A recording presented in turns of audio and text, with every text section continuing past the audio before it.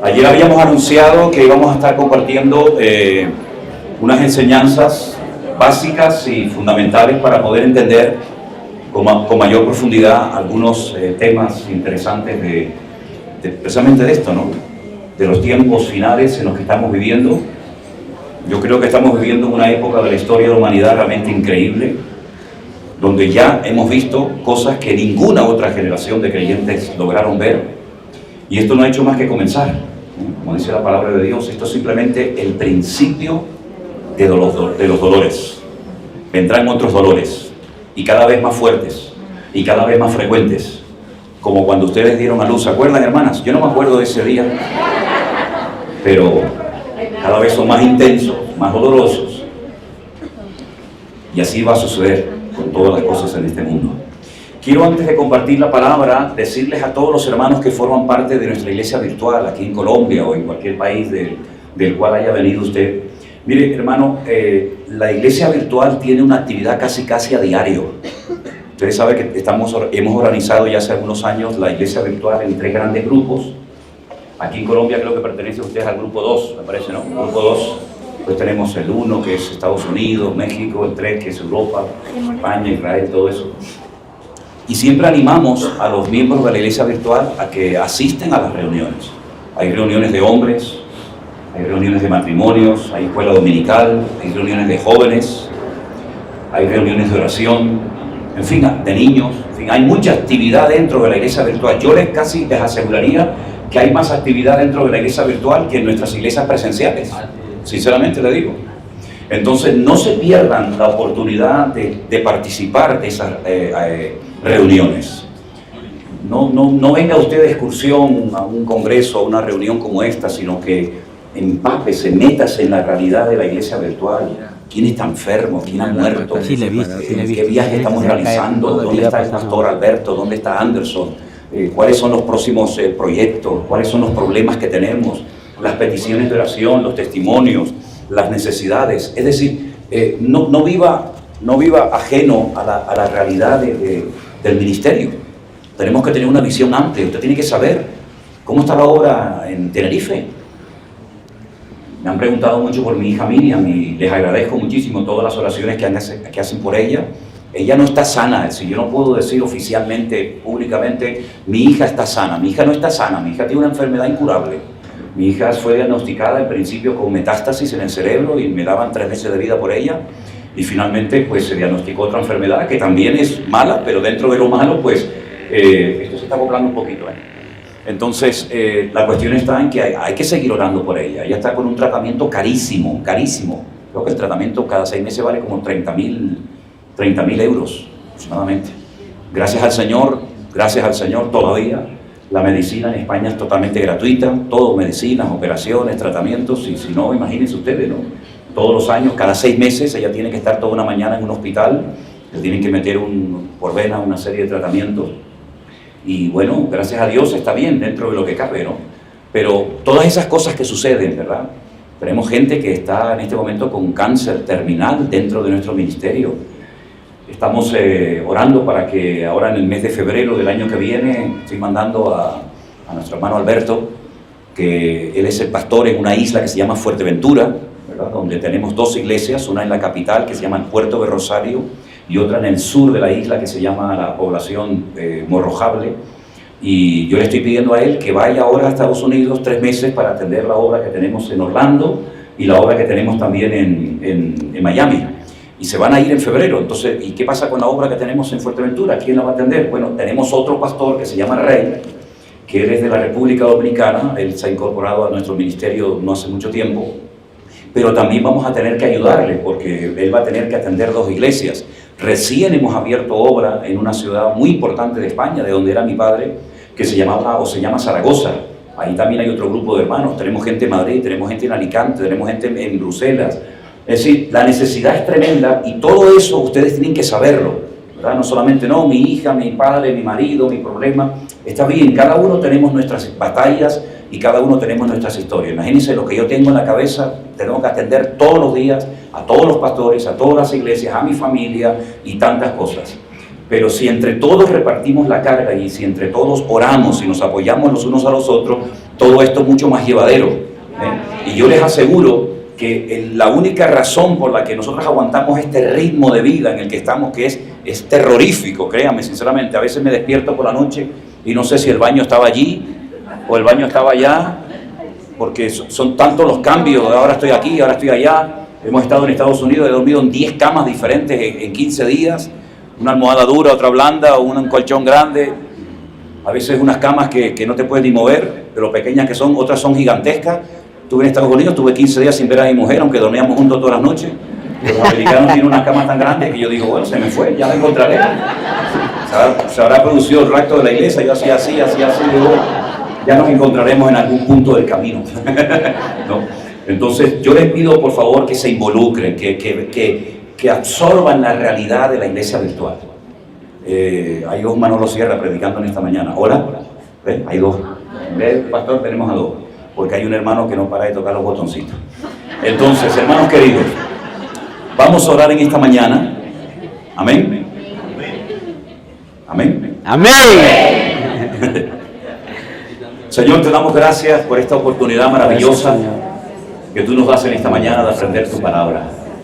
Yo te ruego, Señor, en el nombre de Jesús, que tengamos el corazón y la mente abierta para que tu palabra pueda tocar nuestras vidas y salir de aquí llenos de tu presencia, Señor.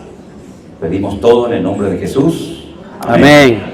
Y amén. Estaba leyendo las preguntas antes de subir aquí y a ver si das con el botón del eco. Él va a aparecer en algún momento. El que busca haya, dice la Biblia. Entonces, son muy interesantes las preguntas que están en esa caja. La verdad es que creo que pocas veces me han hecho preguntas tan interesantes como las que intentaré responder en este culto, o bien ahora o bien a la tarde. Pero yo les había pedido ayer que ustedes leyeran 2 capítulos del Antiguo Testamento, del famoso libro de Daniel. Y los capítulos eran el capítulo 2 y el capítulo 7. Me voy a quitar el chicle porque ya me trago 2 o 3 chicles en cada culto y entonces ya veo que me estoy estirando. Entonces voy a ponerlo por acá. Después lo pongo otra vez. Para poder entender muchas cosas de los últimos tiempos, uno tiene que tener una base. ¿Y esa base de dónde la adquirimos? Del Antiguo Testamento. Porque en el Antiguo Testamento se habla de todo lo que va a ocurrir en los últimos tiempos, absolutamente de todo.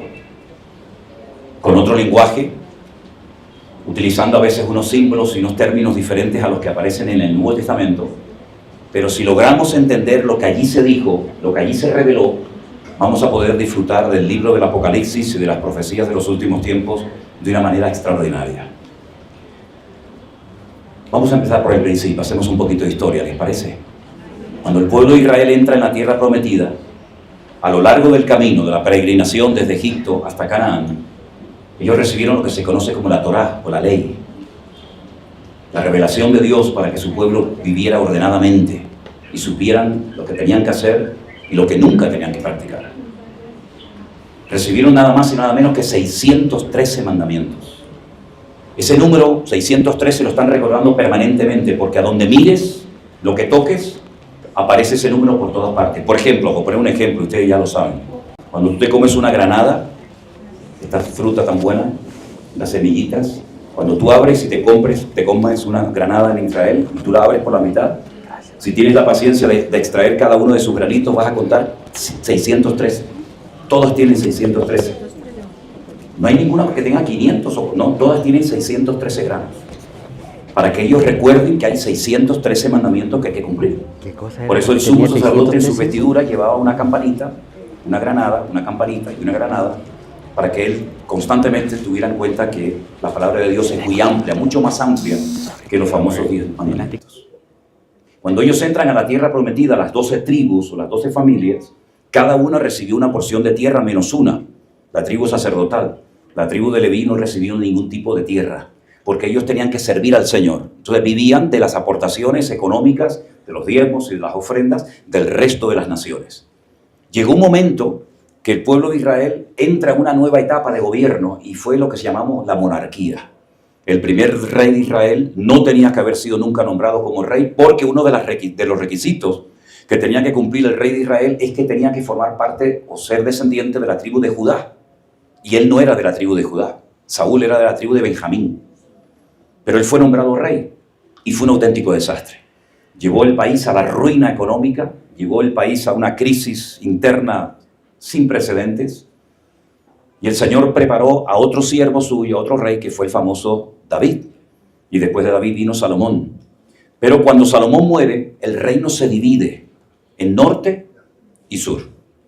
Por ahí aparece un tal Jeroboam y Roboam, y los dos se enfrentan, la nación entra en una guerra civil, 10 tribus forman un reino, que lo conocemos como el reino del norte, o el reino de Israel, cuya capital va a ser Siquén, y el reino del sur, formado por 2 tribus, que sería la tribu de Judá y la tribu de Benjamín, cuya capital seguiría siendo Jerusalén. Jeroboam no se le ocurre otra cosa más que construir 2 becerros de oro, uno lo pone en Dan, y otro lo pone en Betel, para que el pueblo no suba 3 veces al año a Jerusalén para adorar al rey. Las tribus del norte, en el año 721 a.C., fueron atacadas por un imperio llamado el Imperio Asirio. Sacó a las 10 tribus del norte de Israel y nunca más hay registro histórico de que esa gente volvió al país. Se habla hoy en día de las famosas tribus perdidas de Israel, que si están por aquí, que si están por allá. Esas tribus como tal nunca volvieron al país. Aproximadamente 135 años después de la destrucción y desaparición de las 10 tribus del norte, el rey Nabucodonosor de Babilonia ataca Jerusalén, ya lo había profetizado Jeremías durante 40 años, y la destruye completamente. Destruye toda la ciudad, se lleva todos los tesoros del templo, menos el arca de la alianza, a Babilonia, y se lleva a miles de personas cautivas a Babilonia. Dentro de ese grupo gigantesco de cautivos viajó Daniel, que era un jovencito de 15, 16, 18, 19 años, junto con otros muchos jóvenes amigos de él. Cuando llegan a Babilonia, tuvo, entre comillas, la suerte de caer en el palacio del rey Nabucodonosor. El rey Nabucodonosor lo primero que hace es intentar por todos los medios habidos y por haber de desprogramar, de quitar todo contacto con el Dios de Israel de la vida de estos muchachos. Les cambia el nombre. Por ejemplo, Daniel es un nombre muy bonito, viene de la tribu de Dan. Dan significa juzgar, él es Daní, es mi juez, Dios es mi juez. Pero ese nombre desaparece y lo llaman Belsasar, hijo del diablo. Le cambian los nombres, comienzan a darle alimentos que ellos no podían comer según la ley de Moisés. Tienen que aprender una nueva cultura, tienen que aprender una nueva lengua que sería el arameo, y así durante años intentan desprogramarlos, pero dice la Biblia que ellos propusieron en su corazón no contaminarse con nada del rey y lograron mantener su fidelidad y su acercamiento al Señor. Pero este Daniel, sobre todo, fue un instrumento muy utilizado por Dios durante el tiempo que estuvo en Babilonia, que fue hasta que murió, porque él recibía revelaciones, visiones y sueños e interpretación de sueños de otros personajes que tienen mucha relación con lo que nosotros nos va a tocar vivir en estos últimos tiempos. Y por ejemplo, en el capítulo 2, el rey de Babilonia, Nabucodonosor, tiene un sueño y él quiere que se lo interpreten. Pero antes de la interpretación pide algo que era un imposible. Primero cuénteme lo que soñé, para yo saber si realmente me están diciendo la correcta interpretación o se la están inventando. Claro, se asustaron los sátrapas, astrólogos, adivinos de la corte, porque ¿cómo voy a averiguar el sueño que usted tuvo? Dígame el sueño y yo se lo interpreto. Pero él decía, no, primero cuéntame el sueño y después me das la interpretación. Bajo pena de muerte, todos estaban atemorizados, pero dice la Biblia que Daniel pidió tiempo y oró al Señor, y el Señor le reveló el sueño y la interpretación del rey Nabucodonosor. Y usted sabe que lo que soñó el rey Nabucodonosor es que él vio una estatua enorme, gigante, cuya cabeza era de oro, el pecho y los brazos eran de plata, el vientre y los muslos eran de bronce, y las piernas eran de hierro, y algo de barro también entre los dedos de los pies. Y cuando él le cuenta el sueño al rey Nabucodonosor, el rey Nabucodonosor se queda sorprendido, porque efectivamente eso es lo que él había soñado. Pero ¿y eso qué significa? Y entonces ahora viene la interpretación del sueño, y Daniel le dice, la cabeza de oro representa tu imperio. El imperio que en este momento está gobernando sobre las naciones de la tierra, el imperio babilónico, que viene de la palabra Babel, que significa confusión, cuya capital estaba en Nínive, que actualmente ese país sigue existiendo, pero con otro nombre. porque hay nombres de naciones que hoy en día se siguen llamando exactamente igual que como siempre se llamaron. Por ejemplo, Siria. Siria nunca cambió su nombre, Egipto nunca cambió su nombre, pero Babilonia sí. Babilonia en la actualidad es Irak, pero en aquellos tiempos era Babilonia, donde se intentó construir un zigurat, una especie de observatorio, que era la famosa Torre de Babel, y a través de las constelaciones y de otros asuntos, intentaban acercarse a Dios a su manera. Así que la cabeza de oro representa tu imperio, pero quiero que sepas que este imperio en algún momento va a caer, va a desaparecer, y se levantará otro imperio. Y eso es lo que representa la plata, el imperio de los medos persas. Hay dos brazos, luego son dos, los medos y los persas. Los persas hoy en día existen, pero con otro nombre, y es el país de Irán. Los iraníes son los antiguos persas, y los medos son los famosos kurdos, los que viven en parte de Turquía, en parte de Irán, de Siria, etc. Y es el único pueblo del mundo, que son más de 40 millones de habitantes, que no tienen país, no tienen pueblo. Ellos quieren conquistar el Kurdistán. Ellos están en guerra desde toda la vida. Pero ese imperio también iba a caer. Parte de ese imperio también lo conoció Daniel. Pero claro, ya por cuestiones cronológicas yo no podía conocer el tercer imperio. Que por cierto, la Biblia en el Antiguo Testamento no nos cuenta nada del tercer imperio, que es el que representa el bronce, que es el imperio de Grecia, el famoso Alejandro Magno. Pero ese imperio también cayó. Y cuando vamos al Nuevo Testamento nos encontramos al cuarto imperio, nos encontramos allí a los César de Roma, nos encontramos a Poncio Pilato, gobernador de Judea, nos encontramos a los centuriones, etc. Y es el imperio romano. Y esa es la interpretación de esa imagen, y eso es lo que significa. Los cuatro imperios que a lo largo de la historia tendrían algo que ver directamente con un pueblo llamado el pueblo de Israel. Cada uno tiene una estrategia diferente. Uno destruía el templo, el otro lo financiaba para que lo reconstruyeran. Uno no lo destruía, pero lo profanaba, como por ejemplo los griegos. Y cada uno representa diferentes estrategias de cómo Satanás intenta atacar, destruir y neutralizar al pueblo del Señor. Tiempo más tarde, Daniel como profeta ve el mismo sueño, pero desde otro punto de vista. Él se da cuenta de que esos imperios están representados por animales, no por oro, plata, bronce, hierro, sino por animales. Y él dice que ve a un león con alas, y la interpretación de ese animal es Babilonia, por la forma agresiva, por la forma rápida con la que actuaban y atacaban a los enemigos. Pero el Señor le revela a Daniel que el imperio de Babilónico no va a durar eternamente, sino que se va a levantar otro imperio, que es el de los medos persas. Y en esta ocasión aparece un oso que está apoyado sobre una pata, más que de otro, porque uno de los dos era más fuerte que el otro, y son los medos persas. Y después se levantaría un imperio, y él lo ve representado por un leopardo con 4 cabezas. Y cuando él interpreta esas cabezas, te da cuenta de que ese imperio se iba a dividir justamente en 4. Porque Alejandro Magno no dejó descendencia. Alejandro Magno conquistó el mundo, murió cuando intentó conquistar Babilonia, pero cuando él muere, 4 de sus generales, Ptolomeo, Seleuco, Casandro y Silimaco, no les acabo de insultar, sino son los nombres de los generales de Alejandro Magno, ¿verdad?, toman posesión de su territorio. Y nos tenemos que centrar en los seleucidas, en Seleuco, porque a él le tocó la parte de lo que conocemos hoy en día como Israel, antiguamente Canaán. Y el Antiguo Testamento nuestro no habla de los griegos, pero en el siglo XVI la Iglesia Católica le metió 7 libros más a la Biblia. Así que cuando alguien le diga, es que la Biblia de ustedes es diferente a la nuestra, la de los católicos, porque ustedes le han sacado 7 libros a la Biblia. No, señores, al revés.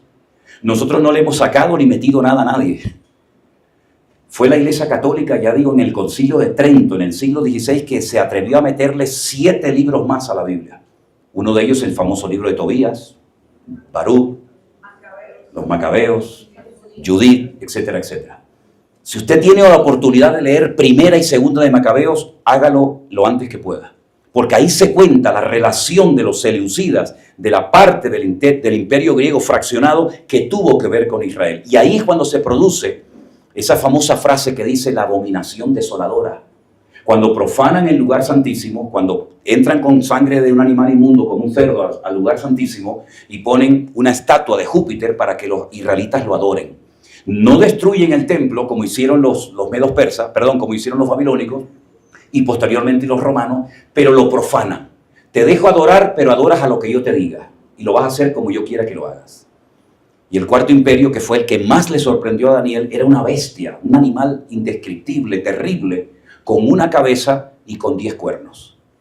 Ahora, cuando usted ya entiende lo que significan estos materiales, como el oro, la plata, el bronce y el hierro, y cuando usted entiende lo que significa y representa cada uno de estos animales, usted con esa interpretación, con ese conocimiento, ahora usted ya se puede adentrar en el Nuevo Testamento, porque esto es simplemente una introducción del capítulo que vamos a estudiar en esta mañana, y usted va a ver cómo lo que hasta ahora usted no ha entendido nada cuando lo leía, a partir de hoy usted va a disfrutar de una manera extraordinaria con la lectura y el estudio del famoso libro del Apocalipsis. Porque el libro del Apocalipsis está escrito en clave. Si usted conoce los colores, si usted conoce el significado de los animales, si usted conoce el significado de los números, usted va a poder interpretar el libro del Apocalipsis, porque el libro del Apocalipsis se escribió para que la iglesia estuviera preparada para poder afrontar las dificultades y las presiones de los últimos tiempos. Y ahora sí les voy a llevar al capítulo 13 del Apocalipsis con esta explicación que usted ya se ha aprendido de memoria, ¿verdad, hermana? Hombre, he estado hablando media hora como para que se me olviden, ¿no? Usted ya aprendió todo esto, el caballo, los colores, todo lo aprendió. Ok, perfecto. Bueno, vamos a ver si es verdad. Apocalipsis capítulo 13, por favor. Capítulo titulado Las dos bestias. Las dos bestias. Tengo que decir algo muy importante, y es que cuando la Biblia se escribió, no se escribió ni con capítulos ni con versículos. ¿Vale? Los capítulos y los versículos nos ayudan mucho para encontrar esos versículos, esos pasajes bíblicos que decimos, eso está en Juan 3:16, eso está en Juan 14:6, eso es. Pero a veces esas divisiones que se han hecho, no se han hecho todo lo bien que tenían que haberse hecho y frena y para la línea de pensamiento que venía desarrollándose. Por ejemplo, el último versículo del capítulo 12 dice, entonces el dragón, del cual hablaremos en esta mañana, se llenó de ira contra la mujer y se fue a hacer guerra contra el resto de la descendencia de ella, los que guardan los mandamientos de Dios y tienen el testimonio de Jesucristo, punto, y ahí se para. Y entonces cuando usted empieza a leer el capítulo 13 dice, me paré sobre la arena del mar y vi subir del mar una bestia que tenía 7 cabezas, 10 cuernos y en sus cuernos 10 diademas y sobre sus cabezas un nombre blasfemo. Y parece como que es otro tema. Y no es así. El que se para sobre la arena del mar, y ahora vamos a explicar todo esto, no es Juan, sino es el dragón, que también vamos a ver quién es, y se para porque se da cuenta de que le ha salido mal el ataque a Israel. Le ha salido mal el ataque a los que guardan el testimonio de Dios y tienen el testimonio de Jesucristo. Y entonces cuando él se para, y ahí es donde Juan ve una visión de una bestia que tiene 7 cabezas y 10 cuernos. Las cabezas en profecía, en escatología, siempre son imperios. Recuerde eso. Y los cuernos siempre son naciones. La bestia que vio Daniel tenía una cabeza y 10 cuernos. Pero como ahora Juan ya ha pasado muchos años, él no ve a una cabeza, sino él ve 7 imperios que han tratado de frenar, de destruir el avance del pueblo de Dios, pero sigue viendo que detrás de esos imperios, detrás de esos ataques, siempre hay 10 países, 10 naciones, que son las que van a financiar y a potenciar el surgimiento de esta bestia, que ahora vamos a describir quién es. Pero lo interesante es que con la explicación que les acabo de dar ahora, de Daniel, sobre todo capítulo 7, usted va a entender perfectamente el versículo 2. Quiero que lo lean conmigo en esta voz, si son tan amables. Y dice así, la bestia que vi era semejante a un leopardo. Sus pies eran como de oso y su boca como de león. Vamos a quitar el nombre de los animales y vamos a sustituirlos por los países que estos animales representan. ¿Les parece? Vamos allá, empezamos. Y la bestia que vi era semejante a un griego, Sus pies eran como un persa, y cuando hablaba como un babilónico. Se da cuenta cómo Juan utiliza animales que son los mismos que aparecen en Daniel capítulo 7. Y es que hay una materia, el Señor nos permitió publicar hace ya unos años un libro que lo hemos titulado Hermenéutica y Homilética. La hermenéutica es la ciencia que nos ayuda hacer una correcta exégesis, es decir, una correcta interpretación de los textos bíblicos. Usted no puede coger la Biblia e interpretarla a su manera, saltándose las reglas fundamentales para poder interpretar adecuadamente el texto. Una de las reglas de oro de la interpretación bíblica dice que la Biblia se interpreta a sí mismo. Es decir, si usted no entiende Apocalipsis 13:2 y usted no sabe quién es el leopardo y no sabe quién es el oso y no sabe quién es el león, usted no puede decir, bueno, a mí me parece, yo siento, hermano, que el leopardo representa a los colombianos. No, porque yo lo siento, hermano. Mira, a mí lo que usted siente me da igual. Aquí no nos movemos ni por emociones, ni por sentimientos, ni a mí me parece. Aquí no entramos en especulaciones ridículas. ¿Qué dice la Biblia acerca del león? ¿Qué dice la Biblia acerca del leopardo? ¿Qué interpretación le da la palabra de Dios al oso? Esa interpretación que se le dio es la misma que usted tiene que mantener para no hacer una doctrina diferente y para no interpretar locamente lo que la palabra de Dios quiere que usted entienda. ¿Se da cuenta? Entonces, por eso es importante tener la base. Y la base la arrancamos, la adquirimos del Antiguo Testamento y usted la aplica, ¿verdad?, en el Nuevo Testamento, y usted va a darse cuenta de que aquí se está hablando de una persona que se llama aquí bestia, pero es un hombre de carne y hueso. No es un engendro de un demonio que mantuvo una relación con una mujer y quedó embarazada y es como el hijo de Satanás. No, nada que ver. Esas son películas de Hollywood. Son las cosas que le gustan hacer los americanos, que a la gente le gusta.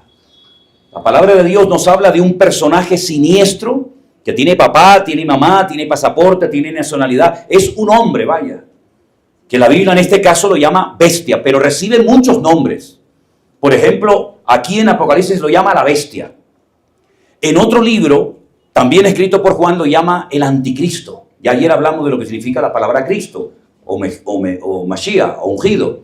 Pero Pablo nunca se dirige a este personaje como el anticristo. Lo llama con otros títulos diferentes que ya veremos Dios mediante hoy o esta tarde.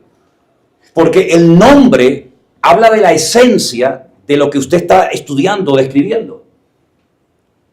Por eso es muy importante conocer el significado real que la Biblia le da a los nombres y a los lugares, para que usted pueda descubrir que detrás de un nombre hay una esencia. Por ejemplo, si yo digo la palabra perro, todo el mundo sabe lo que es un perro, pero esa palabra no describe nada.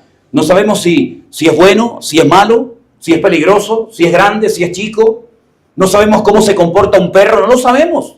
Pero alguien dijo, este se va a llamar perro, y aquel se va a llamar jirafa, y aquel se va a llamar león, y aquel se va a llamar gato. Pero es que en el hebreo todas las palabras tienen un significado profundo. Y fue Adán el que le puso nombre a los animales. Dios los creó, pero los creó sin nombre. Y Dios le dijo, encárgate de ponerle nombre a todos los animales. Pero ¿y cómo me invento yo un nombre para cada animal cuando hay miles y miles de animales? Incluso había muchos más de los que existen hoy en día, porque muchas especies animales han desaparecido. Entonces Adán, que tenía el reflejo de Dios en su vida, que tenía una percepción y un discernimiento espiritual tremendo que luego se perdió por el pecado, él miraba un animal y él lo miraba por dentro. Y él sabía cómo es ese animal, su conducta, su comportamiento, su forma de proceder. Y entonces cuando vio al perro, le llamó Keleb, porque juntó dos palabras hebreas, kol, que significa todo, y lev, que significa corazón, y las unió y le llamó Keleb. Este animal es todo corazón. Y si tú le quieres poner a tu hijo un nombre que signifique todo corazón, ¿lo vas a llamar Keleb, que significa perro? No, le cambias una vocal y lo llamas Caleb. Son las mismas letras, pero le cambias una vocal. Y entonces ese niño se llama todo corazón. Pero en vez de llamarlo Keleb, que es para el perro, yo le cambio una vocal, lo llamo Caleb y sigue siendo todo corazón. Pero Caleb es para el hombre, Keleb es para el animal. Y así podríamos ir, no tengo tiempo, pero podríamos ir uno por uno los animales de la Biblia, y entonces el nombre que le da Adán en hebreo describe al animal, aunque tú no sepas en principio cómo es el animal.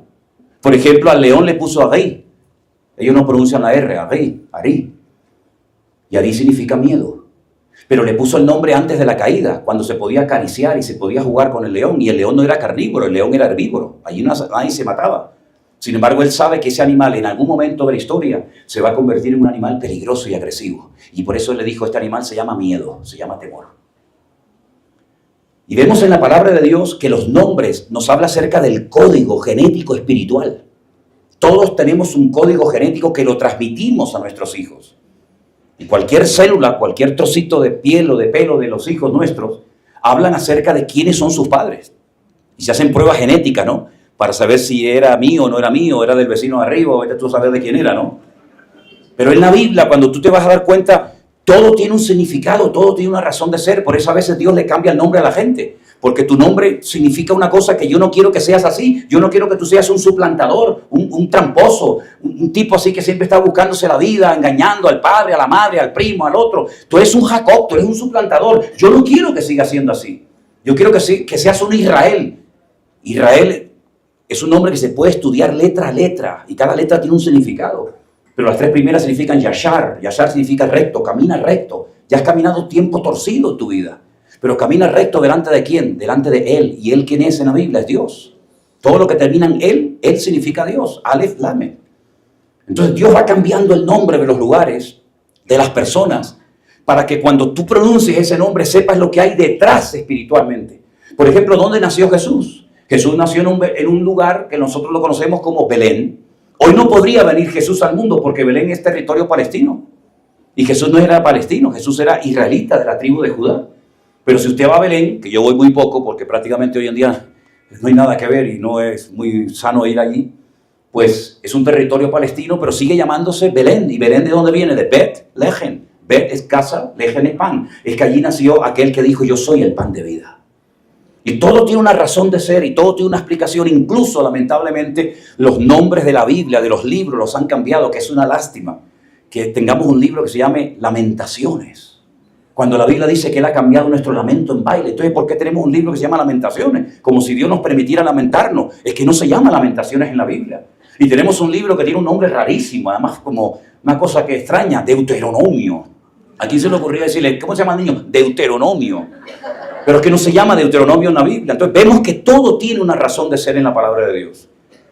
Y por eso vemos que el anticristo recibe nombres y recibe títulos para que cuando veamos aparecer en la escena mundial este personaje siniestro, sepamos reconocerlo. Algunos se estarán preguntando, ¿y usted cree que nosotros llegaremos a conocer al anticristo? Yo no sé lo que usted cree. Yo sé lo que yo creo. Y yo sé lo que puedo incluso demostrar con la Biblia. Yo estoy plenamente convencido que lo veremos. Y lo reconoceremos. Además tenemos que saber reconocerlo. Y después vamos a ver qué podemos o qué debemos de hacer para reconocer a este personaje siniestro. Pero dice la Biblia que es una mezcla de griegos. ¿Cómo eran los griegos? Los griegos eran muy presumidos. Miren lo que hay aquí. Yo no sé dónde estoy ahora mismo, si estoy a la derecha o a la izquierda, pero aquí enfrente hay un gimnasio que pone arriba 24/7, ¿no? Están todo el día ahí, pim, pam, sube, baja, suda, corre. Nuestra iglesia en Tenerife está rodeada de 7 gimnasios. ¿Y quiénes inventaron los deportes? ¿Quiénes inventaron las olimpiadas? Los griegos. Los griegos eran presumidos, les gustaba la apariencia, pero también eran filósofos. Séneca, Platón, Aristóteles. ¿De dónde viene toda esa cultura de la filosofía? De los griegos. Eran hedonistas, le daban culto al cuerpo. Eran de una promiscuidad sexual terrible. Usted cuando ve, por ejemplo, las figuras, las pinturas de los griegos, los mosaicos en el suelo, usted ve que tenían relaciones con animales, con perros, con niños, con mujeres, con elefantes, con todo. Todo estaba bien, como está pasando hoy en día. Que todo vale, todo está permitido y no lo critiques porque sabe Dios lo que te pueden hacer. Así eran los griegos, así va a ser el anticristo. Un pervertido. Pero una persona con un carisma, con una capacidad de atracción espectacular. Pero también dice la Biblia que eran religiosos. ¿Se acuerdan cuando Pablo fue a Grecia, al Areópago?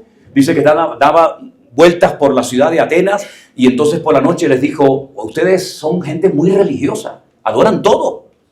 ¿Cuántos dioses tenían los griegos? Madre mía, tenían a Mamón. ¿Saben quién era el Mamón? El dios del dinero. A Baco, el dios del vino. A Ceres, el de la cosecha. Tenían un montón de dioses. Y la mitología griega es para volverte loco. Todos se peleaban. Nuestro continente se llama Europa. Europa es una muchacha que la raptan, se la llevan a una isla, la violan, nuestra moneda se llama el euro, todo una connotación espiritual brutal.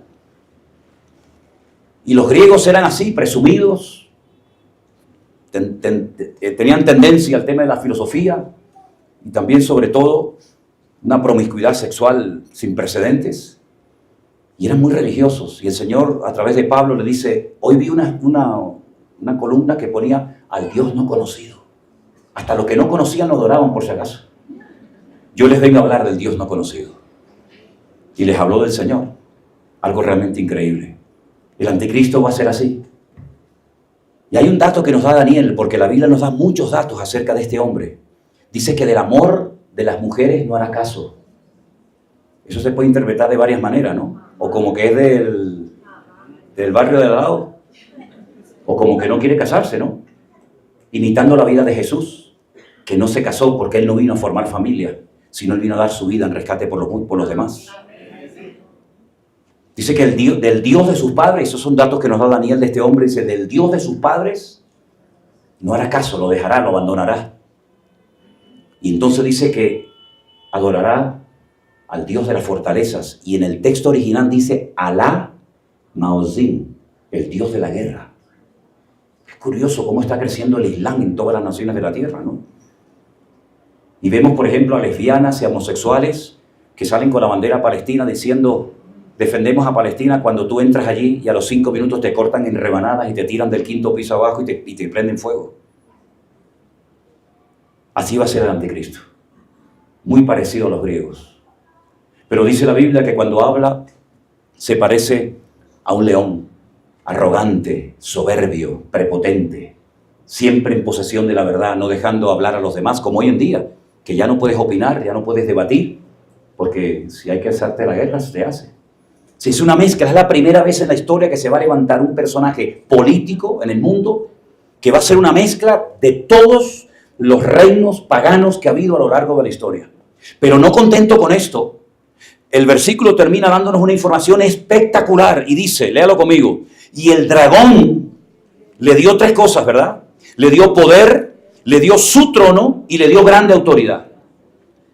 Nunca Satanás le ha dado tanto a un hombre como a este personaje que lo llamamos el anticristo o la bestia.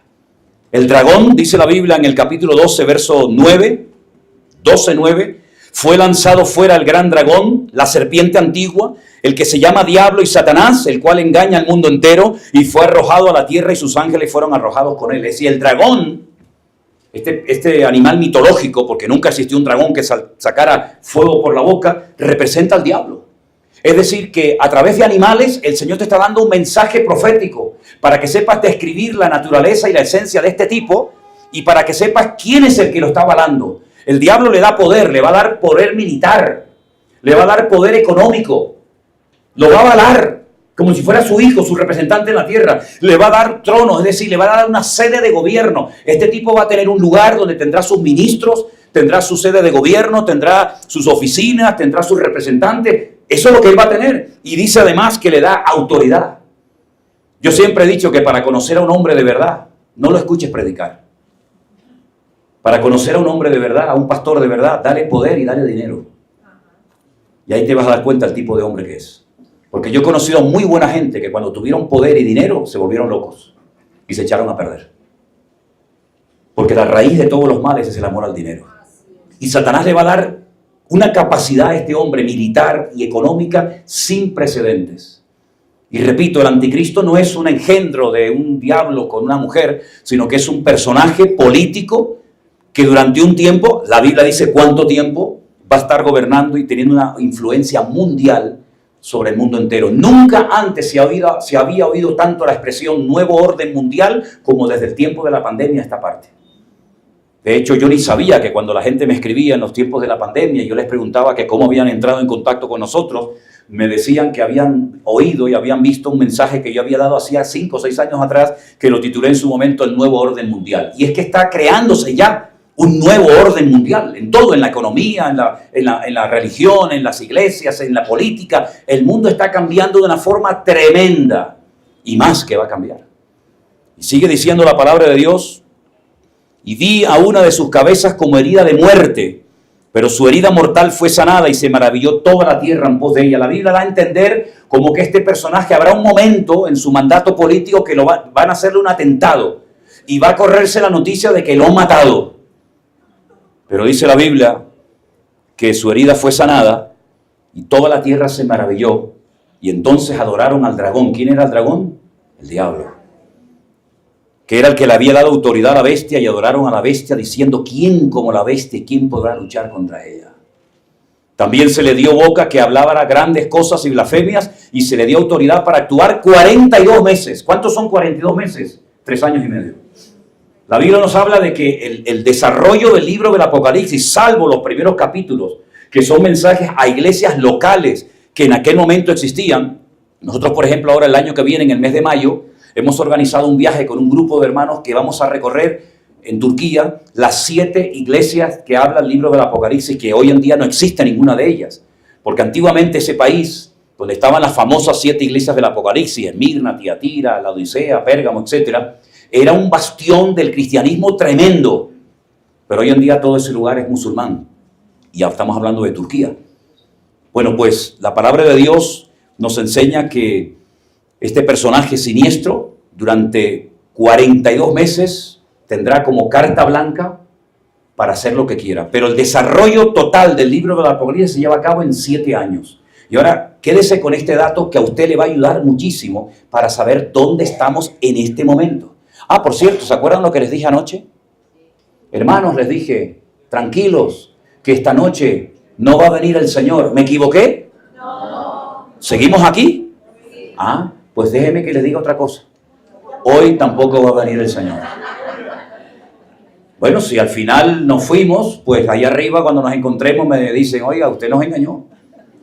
Pero hoy tampoco va a venir el Señor. Porque el libro del Apocalipsis nos enseña a saber ubicarnos en el tiempo. Y a saber si queda poco, si queda mucho, si se han cumplido estas cosas o no se han cumplido todavía algunas de ellas. El libro del Apocalipsis se desarrolla en un periodo de 7 años, que están perfectamente divididos en 2 grandes grupos: 3 años y medio por un lado y 3 años y medio por otro lado. O esos 3 años y medio, a veces hay gente que los llama 42 meses. Hay otros personajes que lo llaman 1260 días. Y hay otros personajes que hablan de tiempos y la mitad de un tiempo. Es lo mismo, pero desde diferentes puntos de vista o diferentes formas de decir exactamente lo mismo. Ahora, cuando usted coge el libro del Apocalipsis, usted se va a dar cuenta que hay un momento en el que la Biblia habla de 7 sellos. En la época de la Biblia no habían libros. Los libros se comenzaron a imprimir en la imprenta de Gutenberg, ¿verdad? Y no existían libros, pero existían pergaminos. Y para que la gente no leyera el contenido del rollo, del pergamino, lo lacraban, lo sellaban con cera. Y cuando usted rompía el sello para poder leer su contenido, ese acto, ese proceso de romper el sello y de abrirlo, se llamaba en griego revelación. Voy a revelar, voy a contar el contenido del libro o del pergamino. Entonces Juan dice que tiene una visión en la isla de Patmos, en el mar Adriático, ahí en Europa, donde él ve un rollo que no tiene 1 ni 2, sino 7 sellos lacrados, ¿verdad? 7 sellos que impiden leer el contenido, hasta que finalmente el Señor lo abre y le dice: yo te voy a contar lo que dice allá adentro. Y entonces habla de caballos blancos, negros, amarillos, rojos, caballos como que van cambiando de color, que parece más que un caballo un camaleón, ¿no? Y todo eso tiene una razón de ser y todo tiene una explicación. Y la gran tribulación comienza con el caballo blanco de un tipo que lo monta con un arco pero que no tiene flecha. Entonces ya me dirás tú a mí, ¿para qué sirve un arco sin una flecha? No sirve para nada. Pero es como la forma, entre comillas, pacífica, diplomática, como se va a dar a conocer este personaje al mundo. De hecho, su eslogan de campaña, usted sabe que cuando un político se va a presentar a la presidencia o a cualquier cargo de la república o del país, siempre en el póster, en el afiche donde sale, pues siempre hay como un eslogan, ¿no?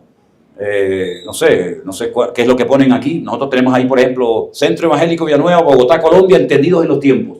El anticristo, cuando se presente, su eslogan de campaña va a ser paz y seguridad. Si tenemos en ese momento paz y seguridad, este señor a nosotros no nos sirve, ni lo necesitamos para nada. ¿Por qué viene ofreciendo paz y seguridad? Porque cuando Él se presente, el mundo será un auténtico caos. Y no habrá seguridad, Y si no hay seguridad, ¿cómo vamos a tener paz? Tenemos paz cuando nos sentimos seguros en todos los aspectos de la vida, ¿sí o no? Por lo tanto, ese es el lema de campaña del anticristo. Entonces, él se presenta, durante 3 años y medio está ganándose la confianza de las Naciones Unidas, de la ONU, de la Comunidad Económica Europea, de los palestinos, de los judíos, por aquí, por allá. Le permitirá, después de 2000 años de espera, a los judíos reconstruir su templo en Jerusalén, que no existe templo en Jerusalén. Hubieron 2 templos, el primero fue destruido ¿por quién? Por Nabucodonosor. Y el segundo, por los romanos, en el año 70 después de Cristo. Y por eso hay miles y miles y millones de judíos que van vestidos de negro, porque están de luto, porque ellos están orando y clamando para que algún día en el monte Moriah, donde estuvo el templo de Jerusalén, vuelvan otra vez a tener su templo. Y vuelvan otra vez con el rollo de los sacrificios, etcétera, etcétera. Y el anticristo le va a permitir al pueblo de Israel reconstruir su tercer templo. ¿Pero cómo? Si allí arriba están los árabes. Si la explanada de las mezquitas, no está el domo de la roca, y al lado de la mezquita de Al-Aqsa, donde están los mártires de Al-Aqsa, los hombres bomba, que se preparan para actuar en cualquier momento, ¿cómo le van a permitir a esa gente subir a los judíos a construir su templo? Bueno, lo que es imposible para los hombres, el Señor lo va a permitir por algún motivo, ¿no? Y ese templo va a ser reconstruido en la primera parte de la gran tribulación. Y nosotros sabemos, antes de que lo construyan, lo que le va a pasar a ese templo. Porque toda esa información nos la da la Biblia, porque la Biblia es el periódico de mañana. ¿Cuántos dicen amén? Amén. Por eso dice la Biblia que a nosotros estas cosas no nos van a sorprender como ladrón en la noche. ¿A quién sorprende el ladrón? Al que está dormido, al que está distraído, al que no puso la alarma, al que no cerró bien la puerta. Pero al que está velando y orando, no le va a sorprender, porque para el mundo vendrá como ladrón en la noche, pero para nosotros vendrá como Rey de Reyes y Señor de los Señores. ¿Cuántos dicen amén? Amén, así es. Así que mi hermano, empieza la gran tribulación, empiezan los sellos. Si usted lee lo que pasa cuando se abre el primer sello, ahí está en la Biblia, solamente es cuestión de leerlo. Y el segundo, el tercero, la hiperinflación mundial. Para ponerle un ejemplo, dice la Biblia que en esos tiempos, que están cerca, no están muy lejos, una barra de pan, por cierto, hay una panadería aquí enfrente que tiene unos panes, hermano. Yo cada vez que paso se me cae la baba. Porque yo soy muy panero, me gusta. Ahora no me empiecen a regalar panes, porque ya sé que cuando digo algo empiezan y me van a llenar la habitación de panes. No se preocupen, tranquilo. Una barra de pan tendrá que trabajar un hombre todo un día para poder comprarla. Eso en términos modernos es una hiperinflación galopante terrible. Bueno, los argentinos son expertos en esto, ¿no? Pero trabajar yo todo un día, 10, 8, 9, 12 horas, para al final del día poder comprarme solamente una barra de pan para poder llevar a mi familia. Eso es lo que dice la Biblia. Por eso estos que te predican de que el mundo se va a mejorar, de que todo vamos a hacer, no olvídense de eso, eso es mentira, eso es un cuento chino. Esto va al garete, esto está, hermano, a punto de saltar por los aires. Todo está como dormido, como con algodones. La palabra de Dios dice que habrá guerras y rumores de guerra, lo leímos anoche en Mateo 24, habrá terremotos, habrá pestes, y habrá tantas catástrofes al mismo tiempo en tantos lugares. Por cierto, anoche hubo un terremoto de 7,5 en Filipinas. Vete tú a saber si nos cae alguna breva de estas a nosotros mientras estamos aquí predicando en estos días, yo qué sé. Pero lo que está bien claro es que la tierra nos está dando señales.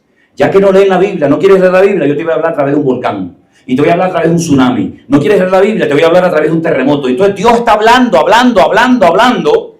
Pasa que la gente, o algunos no quieren oír, o algunos oyen, pero no les interesa poner en práctica la palabra de Dios. Terminan los 7 sellos, 7 catástrofes terribles, y empiezan las 7 trompetas. Todo eso en los primeros 3 años y medio. Primera trompeta, ¿qué pasa en la primera trompeta? Léalo en la Biblia, ahí está. Segunda trompeta, tercera trompeta, y entonces resulta, quiero que vengan conmigo un segundito. Primera de Corintios capítulo 15. Pablo fundó esta iglesia, estuvo en ella un año aproximadamente, y le escribe una carta, y en el capítulo 15, vamos a leer en esta mañana unos versículos impresionantes, espectaculares. Capítulo 15, versos 51 y 52, donde Pablo dice lo siguiente. Repito, Primera de Corintios 15, para los que estén tomando nota, versículos 51 y 52. He aquí os digo un misterio. Definamos la palabra misterio. Misterio es un secreto no revelado anteriormente. Es decir, te voy a contar un secreto. No te lo contó ni Daniel, ni Malaquías, ni Sofonías, ni nadie. Yo te voy a revelar un secreto. Te voy a contar algo que nunca nadie te ha escrito o te ha dicho. No todos vamos a morir, ¿eh? Así lo dice clarito Pablo. No todos vamos a dormir, pero todos seremos transformados. La palabra transformado en griego es la palabra metamorfosis. Es el proceso de pasar de gusano a mariposa. Es decir, nuestro cuerpo que tenemos ahora, por muy bonita que tú te creas, tú eres un gusano, eso no vale para nada. El cuerpo bonito es el que vamos a tener después. Lo de ahora eso es barro, eso no vale para nada. Por mucho que te operes, te quites de aquí, te pongas de allá, eso no vale para nada. ¿Ok? Todos seremos transformados. Dice aquí, en un momento y en un abrir y cerrar de ojos. ¿Pero cuándo? ¿Cuándo va a ser esto? A la final. A la final. Porque se tocará la trompeta y los muertos en Cristo resucitarán incorruptibles. Y nosotros seremos transformados. ¿Cuándo se produce esta resurrección? ¿Y cuándo se produce esta transformación? Yo te lo estoy diciendo. A la final trompeta. Bueno, la pregunta es, ¿cuántas trompetas hay? 7. Entonces usted va al libro de Apocalipsis y empieza a pasar 1 año, 1 año y medio, 2 años. Entonces van los sellos, 1 trompeta, 2 trompetas, 4. A la 7ª trompeta se produce este acontecimiento que acabamos de leer en esta mañana. Sí, pero el pastor, a mí me enseñaron que nosotros los cristianos no íbamos a estar en todo este lío de tribulación y de anticristo, sino que nosotros nos íbamos a ser arrebatados antes de todo esto. A mí también me lo enseñaron y lo prediqué, porque yo me convertí en las asambleas de Dios. Y las asambleas de Dios enseñan, como muchas denominaciones, que la iglesia no pasará por ningún periodo de la gran tribulación. Pero ¿saben cuál es el problema de esta postura teológica, denominacional? Que no la pueden demostrar con la Biblia. ¿Qué dice? No, es que yo sé lo que le estoy diciendo. El único versículo que nos enseñaron en la escuela bíblica para rebatir esto era: Dios no nos ha puesto para ira, sino para alcanzar salvación. Y por ahí un día se me ocurrió preguntarle a uno de los grandes maestros de escatología de la Asamblea de Dios, bueno, ¿y a qué tipo de ira el Señor nos dice que no vamos a experimentar? Y no entendía la pregunta. ¿Cómo que a qué tipo de ira? Es que hay varios tipos de ira en el Apocalipsis. Y me dijo abiertamente: yo no sé lo que me estás preguntando. Digo, no, y este es el que entiende, madre mía, ¿cómo será el que no entiende? El Apocalipsis nos habla de la ira del Cordero, que es la ira de Dios. Nos habla de la ira del dragón, que es el diablo. Y nos habla de la ira de las naciones. Y yo le pregunto a usted nuevamente, ¿de qué ira estamos exentos los cristianos?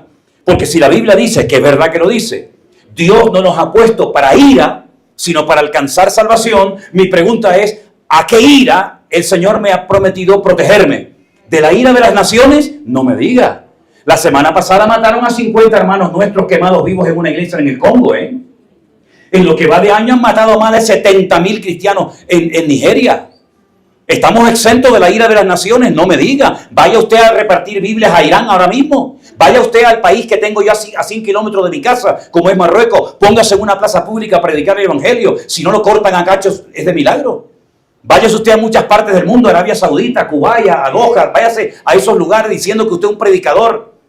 Usted no está exento de la ira de las naciones. Las naciones nos han masacrado y perseguido durante los últimos 2000 años, mi hermano. Desde el siglo I hasta el día de hoy, los cristianos hemos sido odiados, perseguidos, maltratados, torturados por la causa del evangelio. El diablo tiene una rabia en contra de la estabilidad familiar. El diablo no quiere que siga siendo fiel al Señor. El diablo se ha ensañado muchísimas veces con familias enteras, con países enteros hermosos. Los ha destruido. De la única ira que estamos exentos de la ira de nuestro Dios. Porque Dios no está enfadado con nosotros. Él es nuestro Padre. Y si vosotros, siendo malos, sabéis dar buenas dádivas a vuestros hijos, de tal manera que si tu hijo te pide un pan, tú no le darás una piedra. O si te pide algo de comida, no le darás una serpiente, un escorpión. ¿Cuánto más mi Padre Celestial os dará las cosas que ustedes necesitan? Dios no está enfadado con nosotros. Dios nos ama, Dios es nuestro Padre, Él es mi amparo, mi fortaleza. Aunque un ejército acampe contra mí, no temerá mi corazón, porque Él es mi luz y mi salvación. Esa es la ira de la que estamos exentos, pero no de las otras, no de las otras. Vaya usted a una manifestación, que aquí ustedes tienen mucha experiencia de esto apoyando a Palestina. Vaya ahí, hable de Cristo, hable de Israel, hable de Jerusalén, hable de que el Mesías viene y va a estar viviendo en Jerusalén. A ver lo que le hacen. Ahí se le va todo el valor cristiano, ¿verdad?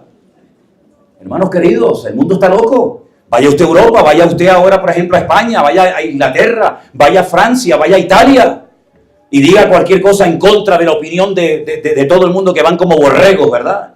Y todos tienen como un mismo tema. La palabra de Dios nos dice que Él nos va a guardar y a proteger. Pero ¿cuántos hermanos nuestros han dado su vida por la causa de Cristo? ¿Es que no tenían fe? ¿Es que eran menos espirituales que nosotros? Y una vez le dije a una iglesia, digo, ¿saben por qué el diablo no nos persigue a nosotros en este país? Porque ya entre nosotros nos matamos, no hace falta que venga el diablo a hacernos daño. Ya entre nosotros nos matamos unos a otros. Pero esos hermanos nuestros tienen un acercamiento al Señor. Le pregunté hace poco a un hermano que vino de la China, le dije, oye, ¿cómo está la obra allí? Me dice, ¿sabes una cosa? Allí está prohibido hablar en público de Daniel, de Apocalipsis, de todas estas cosas. Está prohibido, no se puede hablar de esto. No se le puede dar un rayo de esperanza a la población.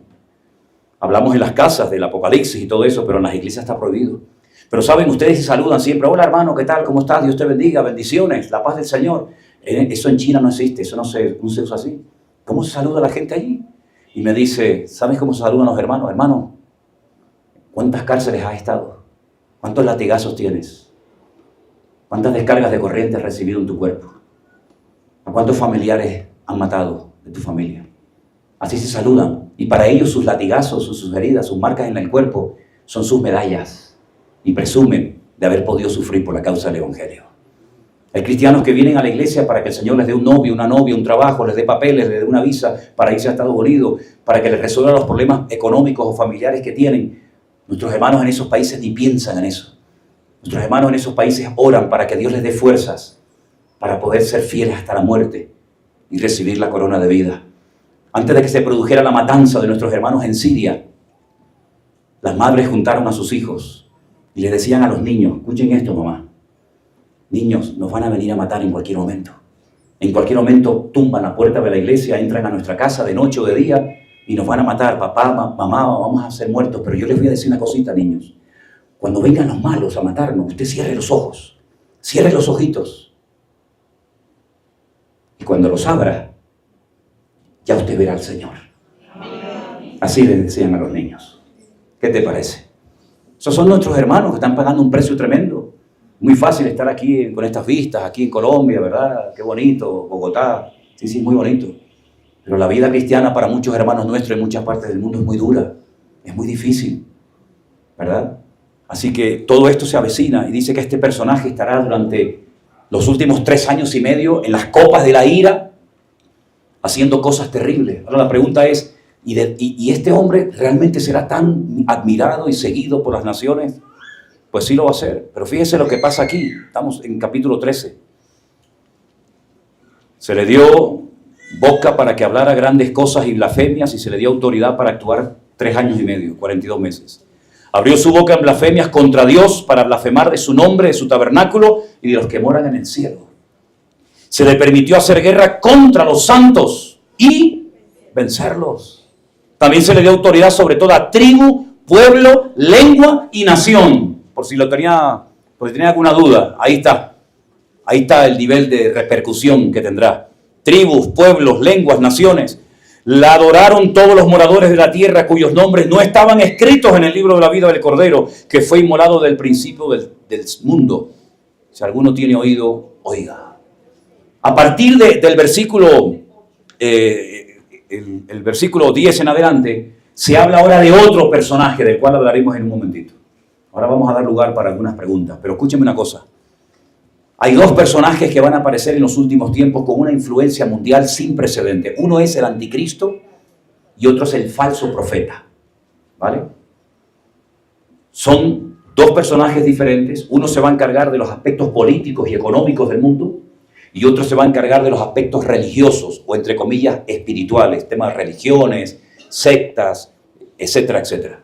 Estos 2 personajes van a ser como una especie de asociación, se van a unir, van a trabajar de la mano el uno con el otro durante un tiempo y la Biblia nos da datos interesantísimos acerca también del segundo personaje que se llama el falso profeta. Vamos a hacer un alto en el camino y si me permiten voy a responder un par de preguntitas y seguimos adelante. ¿Les parece, hermanos? Pastor, en el libro de Génesis la Biblia dice que Dios creó los cielos y la tierra, pero dice que estaba desordenada y vacía. La pregunta es, ¿el desorden era el resultado de la guerra espiritual que se dio en ella? Mire, esa pregunta a mí me daría pie para estar semanas hablando de ella. Porque yo estuve 3 meses a título personal estudiando Génesis 1.1, Génesis 1.2. 3 meses estudiando. Y todavía podría estudiar mucho más tiempo. Porque una de las particularidades o características del idioma bíblico, del hebreo, es que hay palabras que usted las puede estudiar de derecha a izquierda con un significado y de izquierda a derecha con otro significado completamente diferente. Usted puede además estudiar muchas palabras por letra, cosa que en español no se puede hacer. Si yo le digo, vamos a estudiar la palabra casa, vamos a hacer un estudio de la letra C. ¿Qué digo de la letra C? Que es así, ¿no? ¿Qué le digo? Sin embargo, en hebreo se pueden estudiar muchas palabras y muchos temas letra a letra, lo cual nos haría falta 10.000 vidas para poder terminar de leer un capítulo y estudiarlo en profundidad, imagínense, ¿no? Cuando la Biblia dice que Dios en un principio creó, fíjense, el texto en hebreo dice, escúchenos, Bereshit bara Elohim et hashamayim vet haaretz. Bereshit bara Elohim. El primer nombre que aparece en la Biblia que hace referencia a la creación es Elohim. Nosotros tenemos un idioma que es una bomba lo que tenemos en nuestras manos. Yo lo estaba pensando en estos días aquí en la habitación en Colombia y decía, Dios mío, no somos conscientes del poder que tiene nuestro idioma.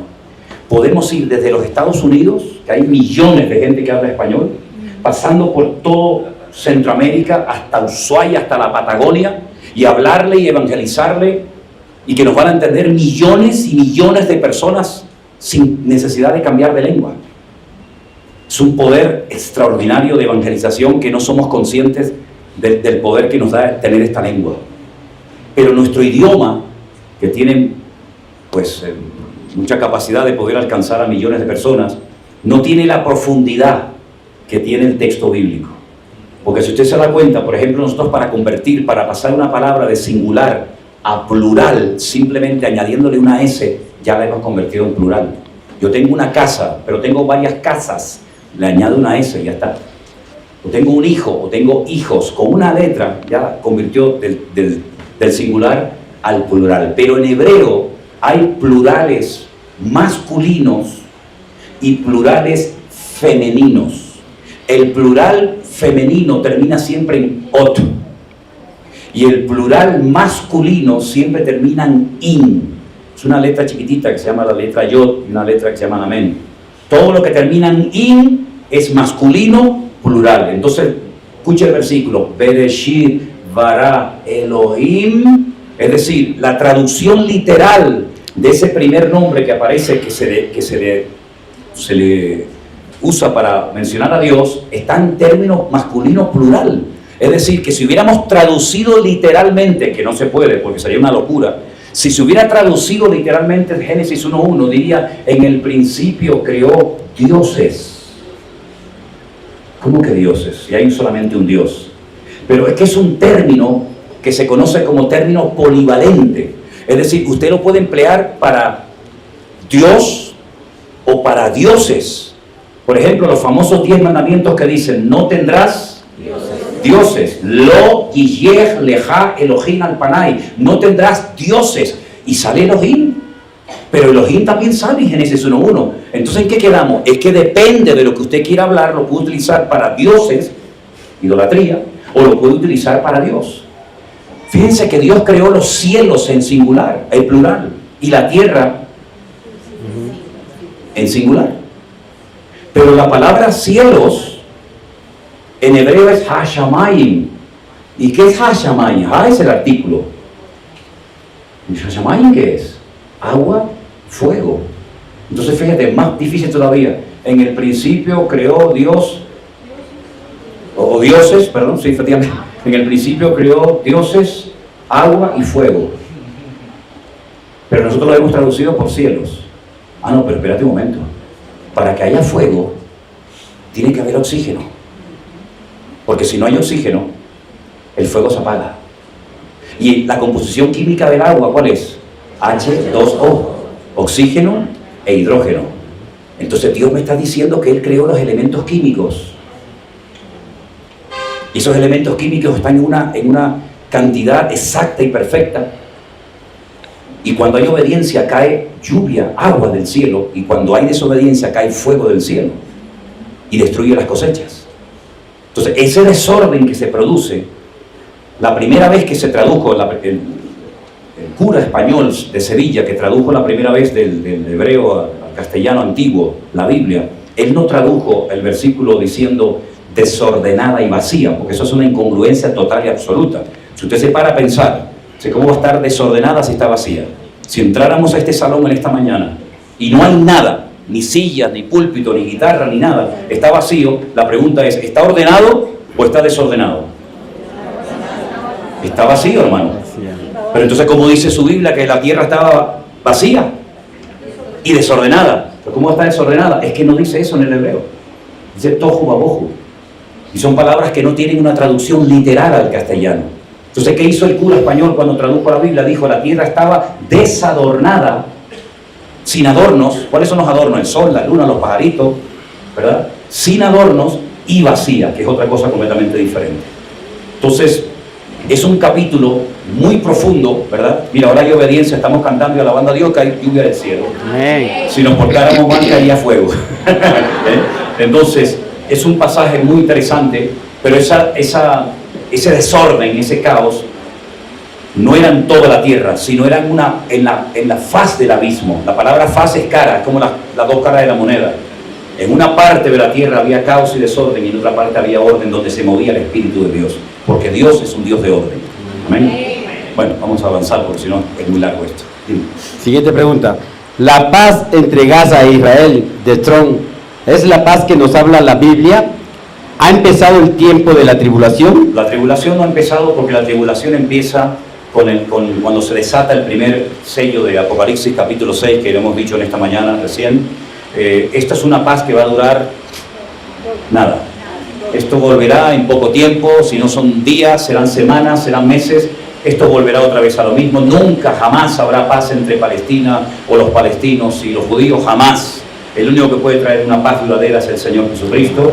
Esto es simplemente un papel que se ha firmado porque hay una presión social muy, muy fuerte en Israel en este momento por parte de familiares que están totalmente destrozados porque llevan muchos de ellos 2 años sin saber nada de sus nietos, de sus hijos, de sus novios, de sus novias, y han tenido que firmar este acuerdo de paz porque, bueno, pues porque quieren sacar a los rehenes, pero después van a volver otra vez a lo mismo. Esto no tiene nada que ver con la paz que va a ofrecer el anticristo en los últimos tiempos.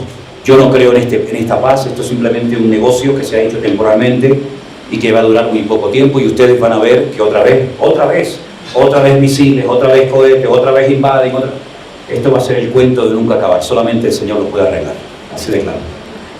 Estas 2 preguntas de la hermana María Isabel y Edith. Dice la primera, tengo entendido que en el milenio habrá pecado. ¿La iglesia pecará? No, la iglesia no va a pecar porque la iglesia cuando esté en el milenio es lo que al final de la gran tribulación se produce el milenio, que es el gobierno de Cristo desde la ciudad de Jerusalén, de la cual si quieren después hablamos un poco, y la iglesia no va a estar pecando. La iglesia cuando sea arrebatada y esté con el Señor ya no va a haber ningún tipo de pecado, ni mucho menos. Lo que sí van a haber son millones y millones de inconversos que salieron con vida de la batalla de Armagedón y de la gran tribulación y van a entrar en el milenio. Satanás va a estar atado durante 1000 años, y ese es el motivo por el que no pecan. Pero en el momento en el que Satanás es suelto, la Biblia dice que otra vez quieren intentar hacer otra vez la guerra contra el Señor y contra su pueblo, ¿no? Pero la iglesia no va a pecar una vez que sea arrebatada por el Señor. De hecho, la iglesia no tiene por qué estar pecando tampoco ahora. No tenemos que esperar al milenio para no pecar. La Biblia dice que el que practica el pecado no ha conocido al Señor. Podemos pecar esporádicamente sin querer, pero el que practica el pecado llamándose cristiano, ese no es cristiano ni nada. La siguiente pregunta, Nada más. Okay. Venga. La siguiente pregunta era, cuando la iglesia sea arrebatada, ¿el Espíritu Santo se va? No, para nada.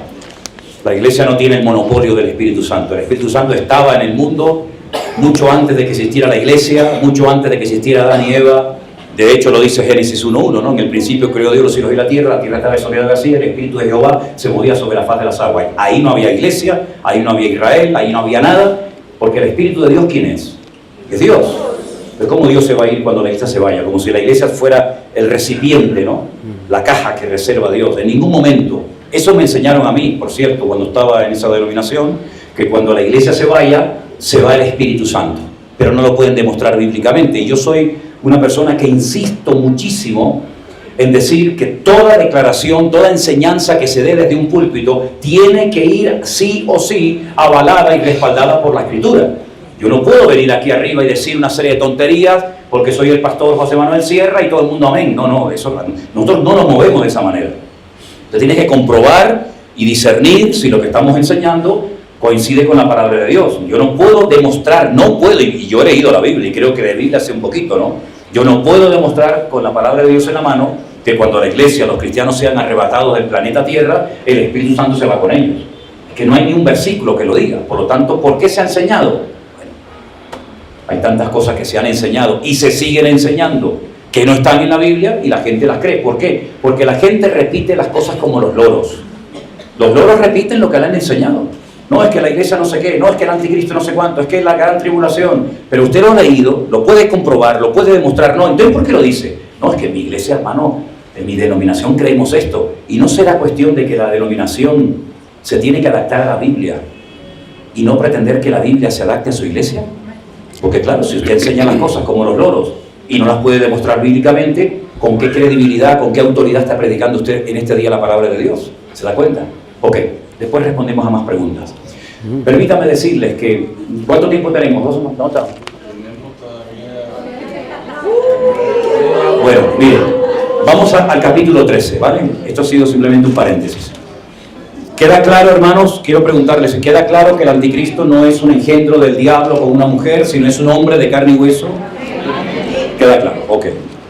En el mismo capítulo 13 se habla ahora de otro personaje, de otra bestia, y las características son las siguientes. Capítulo 13, verso 11.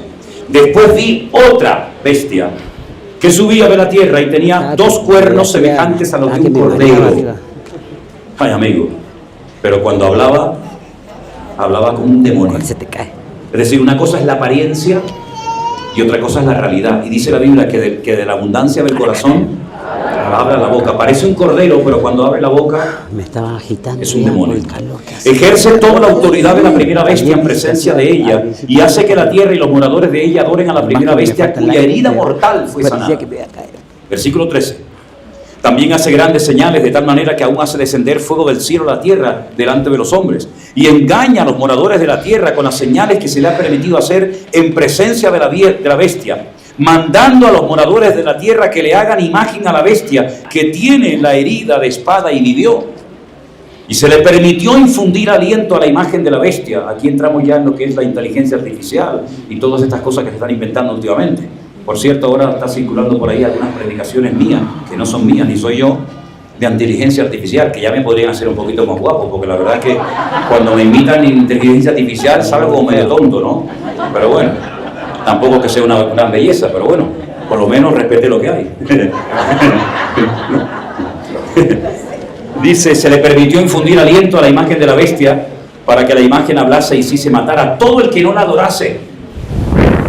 Y hacía, esto es tremendo, que a todos, pequeños, grandes, ricos, pobres, libres y esclavos, se les pusiese una marca en la mano derecha o en la frente. Que a veces cuando cae agüita creo que y que ninguno pueda comprar ni vender, sino el que tuviese la marca, el nombre de la bestia o el número de su nombre. Y aquí hay sabiduría, dice Juan. El que tiene entendimiento cuenta el número de la bestia, pues el número de hombre es número de hombre y su número es 666. Ahora, hay una característica muy interesante, un dato espectacular que nos está dando la Biblia, que el mundo no lo tiene, el mundo no lo sabe. Esto es una información codificada para nosotros. El mundo no tiene ni idea de esto. Los idiomas de la Biblia que fueron en el Antiguo Testamento el hebreo, salvo algunas partes del arameo, y el griego del Nuevo Testamento tienen una particularidad que nuestro idioma no tiene. Y es que son idiomas alfanuméricos. Es decir, cada letra equivale a un número. Entonces, cuando usted quiere aprender hebreo, lo primero que tiene que aprender son las 22 letras del Aleph Bet. Y esas 22 letras se clasifican, cuando uno tiene el papelito para aprenderlas, se clasifican en unidades, en decenas y en centenas, del 1 al 9, del 10 al 90 y del 100, 200, 300, 400.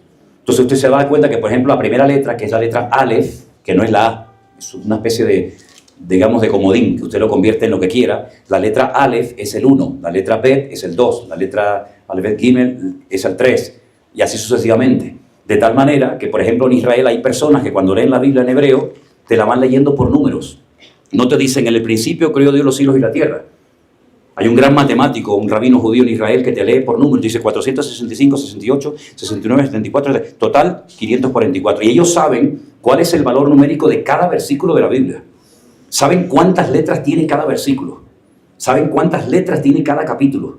¿Por qué? Porque cuando se hace una copia de la Biblia a mano, que se tarda 4 años y medio en terminar la Torá, los primeros 5 libros de la Biblia, todas las copias tienen que tener en el primer renglón el mismo número de letras, y en el segundo igual, y en el tercero igual. De tal manera que si usted compra un pergamino de, por ejemplo, de Éxodo 20, y usted lo tiene aquí en su casa en Colombia, usted se va a dar cuenta de que ese pergamino parece que es una fotocopia del mismo pergamino que compró un señor en Ámsterdam, en Holanda. Porque es exactamente igual. No puede haber en una línea 10 letras y en el otro pergamino 20, sino que todas tienen el mismo número de letras. Y cuando se termina de hacer el pergamino, con un pelo, se va midiendo la distancia entre letra y letra y se va contando. Y si no coincide, se quema ese pergamino o se destruye, a menos que tenga el nombre de Dios, que hay que enterrarlo. Si es una perfección absoluta. Usted se va a dar cuenta de que cada palabra, cada nombre, cada lugar tiene un valor numérico. Hagamos la prueba, por ejemplo, en español. Si la A sería el 1, la B sería el 2, y la C el 3, y la D el 4. Entonces usted escribe su nombre, y como usted sabe, cada letra, vocal o consonante, aunque no hay vocales en hebreo, pero bueno, usted puede saber su nombre cuánto suma. Es muy interesante esto se llama gematría. Todo tiene sus límites, ¿no? Para no volvernos locos con esto. Gematría, el estudio numérico de la palabra de Dios. Entonces, ¿qué es lo que ocurre? Usted se va a dar cuenta que, por ejemplo, Abraham tenía un valor numérico inferior a cuando Dios le cambia el nombre y lo llama Abraham. Tiene más valor numérico porque Dios le ha puesto una letra de su nombre y automáticamente ya está Dios en su vida y ya pasa de ser un hombre arrogante o enaltecido, pasa a ser padre de multitudes, le da más valor a la vida. Y eso es lo que Dios ha hecho con nosotros. Dios le ha dado más valor a nuestra vida. No es que nosotros seamos gente muy importante, sino que el valor de nuestra vida es que tenemos a Cristo en nosotros. Si nos quitan a Cristo de nosotros, usted no vale nada, usted es un pedazo de barro. Usted es un pedazo de, no, es que yo fui Miss, no sé, usted no fue de mí nada. No es de mí nada. El valor que tiene mi vida es que tengo a Cristo en mi corazón. Y cuando tengo a Cristo en mi vida y mi vida está en orden y refleja el orden de mi Dios, ese es el valor de mi vida. Pero en cuanto a ti te quiten al Señor de tu vida, tú no vales un pimiento, hermano. Prueba de ello que cuando usted, por ejemplo, va a estudiar este tema de los números y todo esto, para poder llegar ahora a esto del 666, usted se va a dar cuenta que cuando Dios llamó al hombre, le llamó Ish y a la mujer le llamó Isha. Y cuando usted junta esos dos nombres, Ish y Isha, hombre o mujer, la primera letra del nombre hombre y la última de la palabra mujer, si usted la junta, es el nombre Yah, que es el nombre de Dios. Es decir, Dios está en la relación entre un hombre y una mujer. Pero si usted quita la primera y la última letra de hombre y de mujer, ya no significa hombre y mujer. Ya le cambió el significado. Ahora significa fuego y destrucción. Y la combinación no sale hombre con hombre, mujer con mujer, o mujer con perro, perro con gallina. No sale, sale solamente lo que Dios estableció. Entonces, el valor de nuestra vida nos lo da el Señor. Ahora, Juan no nos dice cómo se va a llamar este personaje político siniestro, terrible, que va a surgir del antiguo territorio romano. Por eso creo que había una pregunta en la cajita que decía, bueno, ¿y Latinoamérica sale en la Biblia? No, hermano, Latinoamérica no sale en la Biblia.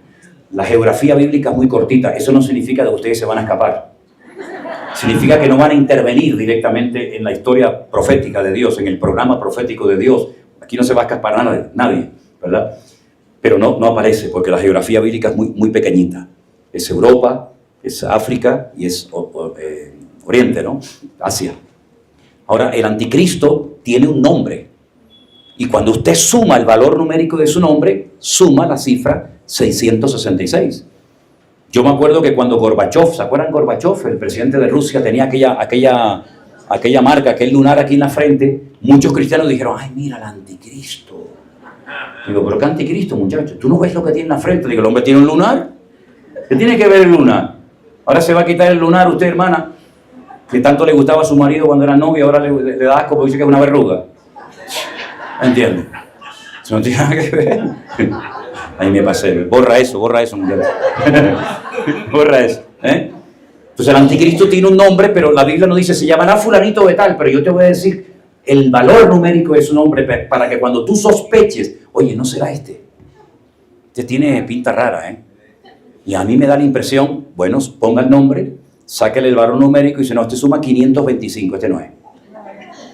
Entonces fíjense qué dato tan interesante nos ha dado la Biblia. Pero ¿qué es lo que va a hacer? Lo primero que va a hacer este hombre en el mundo, controlar la población mundial. ¿Y cómo se controla a la gente? Bueno, marcándolo como animales. Te meten ahí un chip ahí en la frente, en el brazo. Y entonces no vas a poder comprar ni vender absolutamente nada si tú no tienes esa marca. Ahora, no se asusten, porque eso va a pasar en la segunda parte de la gran tribulación.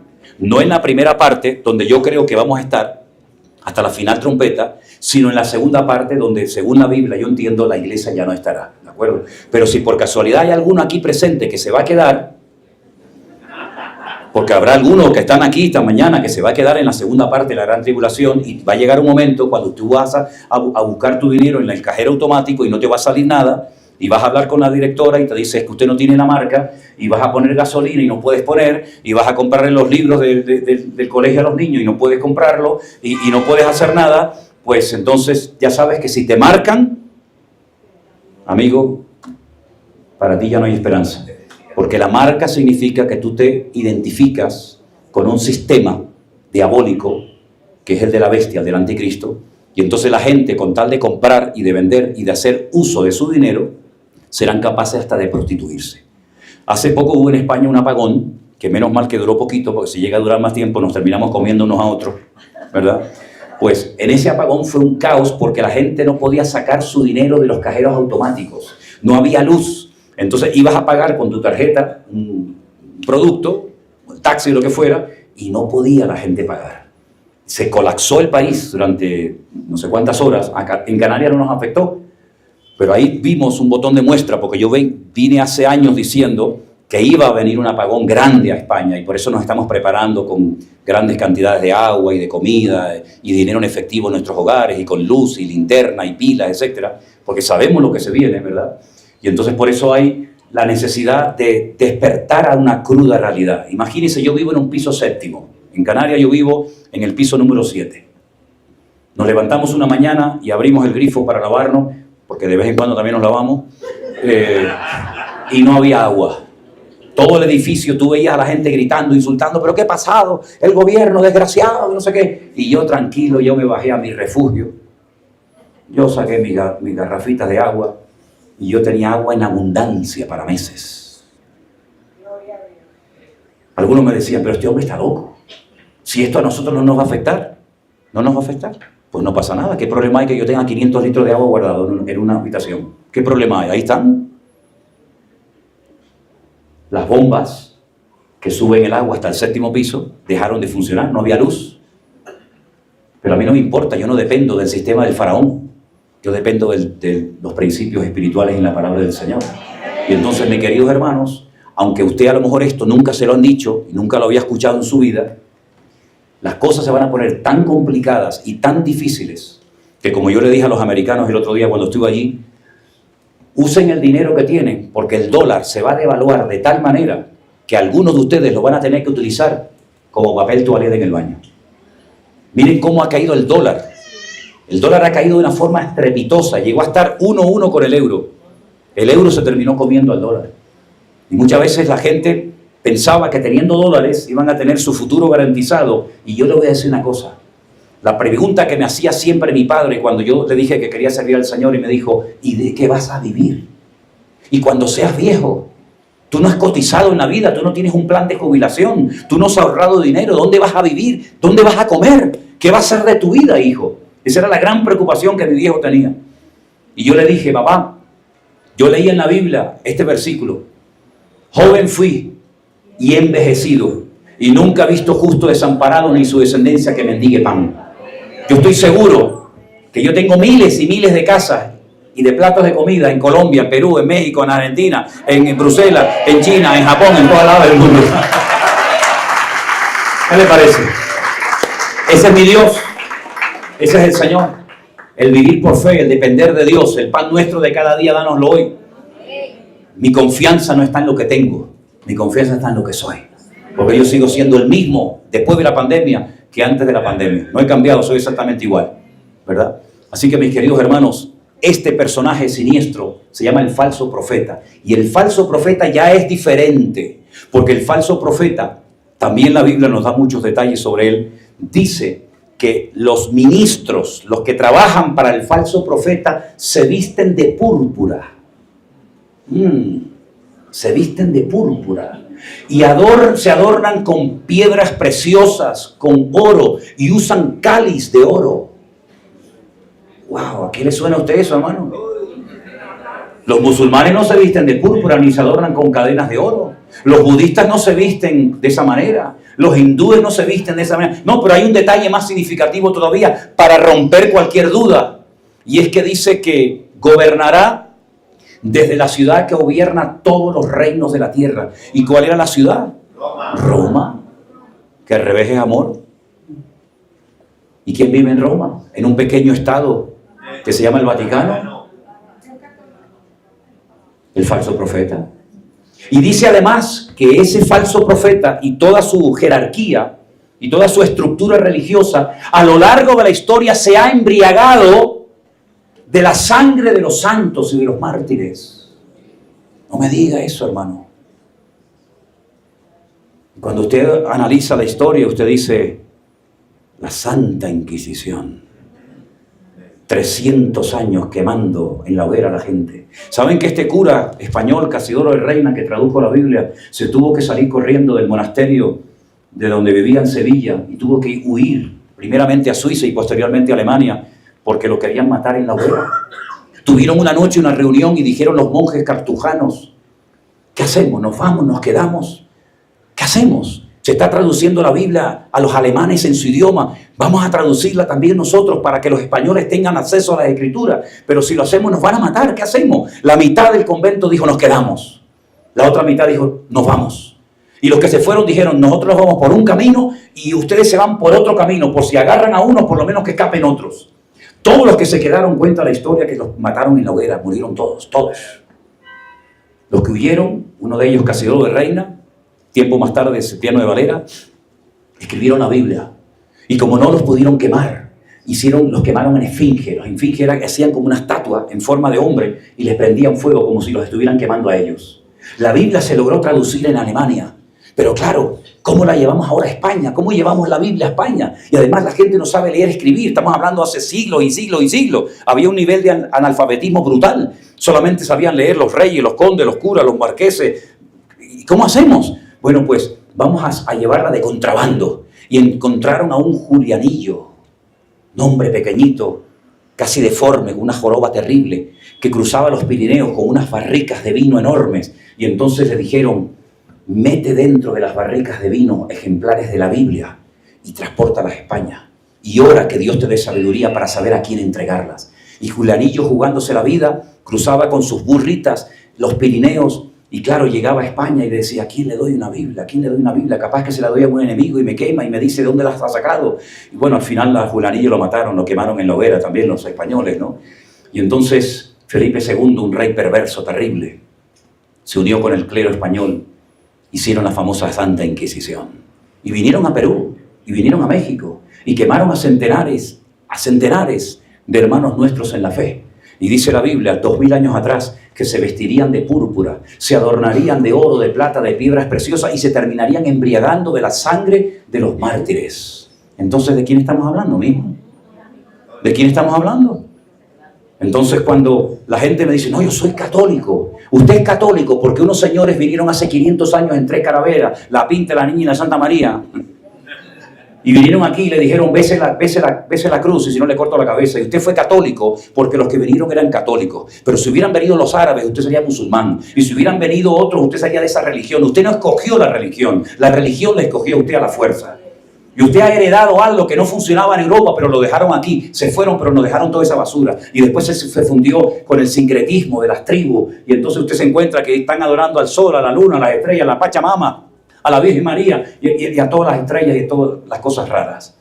Por lo tanto, mi querido hermano, el Señor Jesucristo, cuando vino a la isla de Patmos, desenmascaró todo este sistema religioso faraónico, diabólico, y nos está diciendo esto es lo que va a suceder en los últimos tiempos.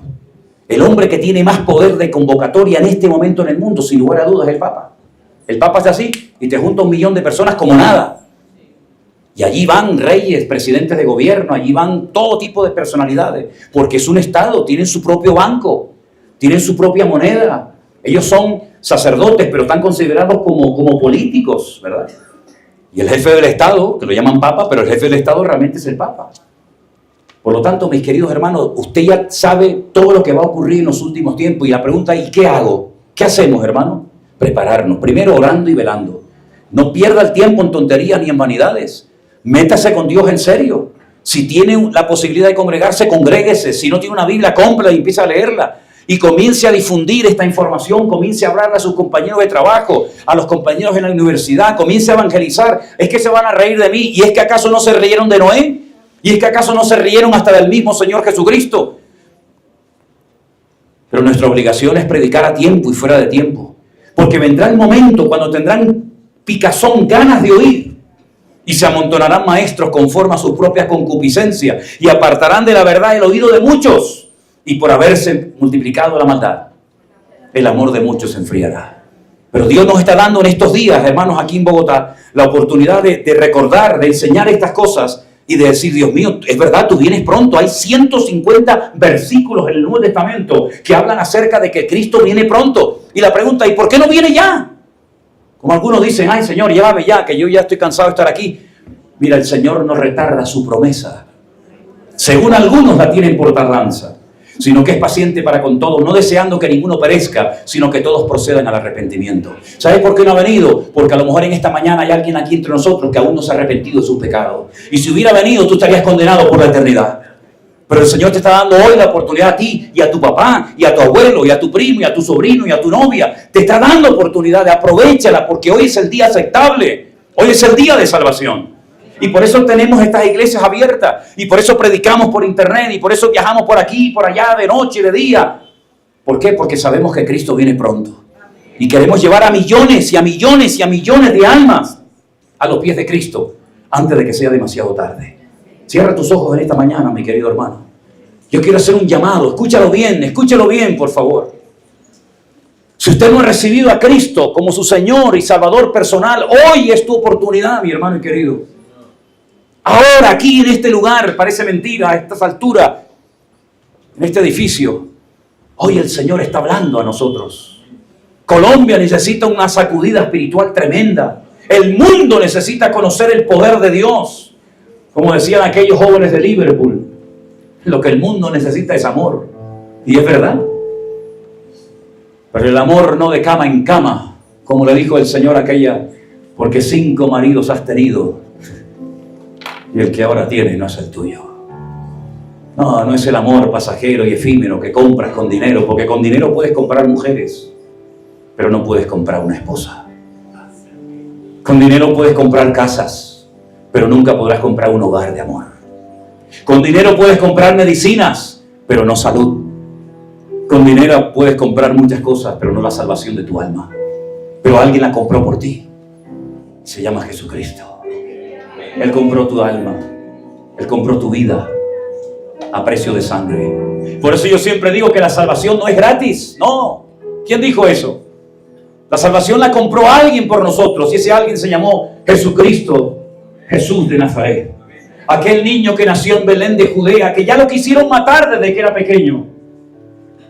Pero que el padre lo supo guardar milagrosamente 2 años cuando fue con sus padres huyendo a Egipto. Y luego volvió. Y algunos lo adoraban y otros lo rechazaron. Pero Él murió en la cruz diciendo, perdónalos, porque no saben lo que están haciendo. Y yo veo a este país y veo el mundo y digo, Señor, no saben lo que están haciendo. No saben lo que están haciendo.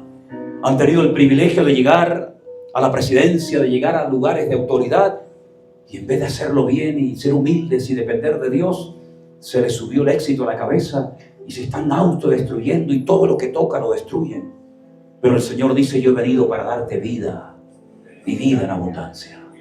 Si en esta mañana hay alguien entre nosotros que le quiere entregar su vida, no al Centro Evangélico Vida Nueva, no al pastor José Manuel Sierra, no, A Él al que le tienes que entregar tu vida. Es a Él al que tienes que rendirte y rendirle tu vida. Si es así, te invito a que levantes tu mano y le digas: Señor, yo quiero recibirte en mi corazón. Dios te bendiga. Dios te bendiga. Dios le bendiga.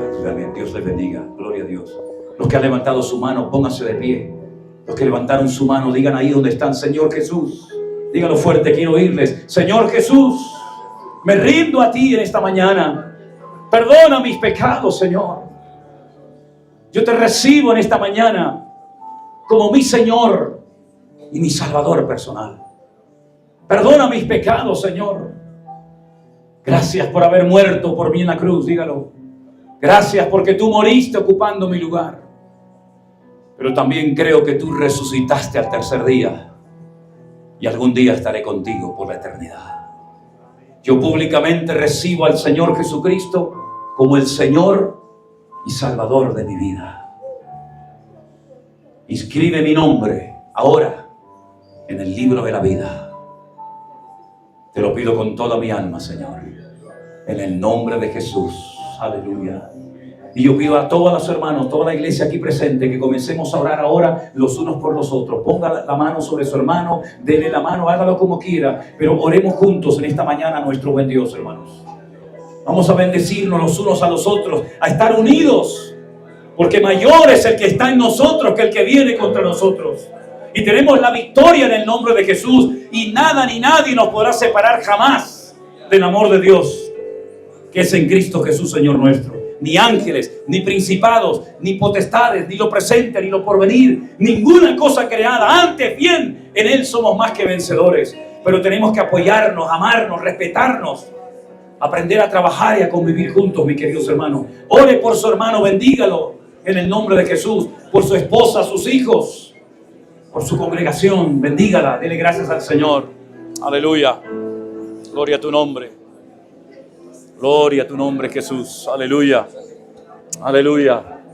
Gloria a ti, Jesús. Gracias, Señor amado. Te alabamos, te alabamos, te alabamos, Señor.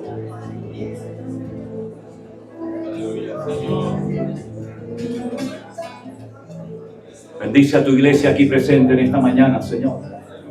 Seamos un pueblo de gente victoriosa, bendecida, guardada por tu mano poderosa. Aleluya, gracias, Señor amado, gracias. Abraza a su hermano, dígale: hermano, Dios te bendiga, que la paz del Señor sea contigo. Y cuando termine de abrazarle, dele un fuerte aplauso al Rey de Reyes y al Señor de los Señores, porque Él se lo merece. Fuerte ese aplauso a nuestro Dios. Aleluya. Aleluya. Tú vienes contra mí con espada y jabalina. Yo voy contra ti en el nombre de mi Dios. ¡Aleluya! No te tengo miedo, por muy grande que tú seas. Hoy te venceré una vez más. Tú vienes contra mí con espada y jabalina. Yo voy contra ti en el nombre de Dios. Amén. No te tengo miedo, por muy grande que tú seas. Hoy te venceré todos. Amén. Al enemigo yo vencí en el nombre de mi Dios. Mayor es el que está en mí que el que viene contra mí. Por un camino vendrán y por 7 huirán. Aleluya, dígalo conmigo. Al enemigo yo vencí en el nombre de mi Dios. Mayor es el que está en mí que el que viene contra mí. Por un camino vendrán y por 7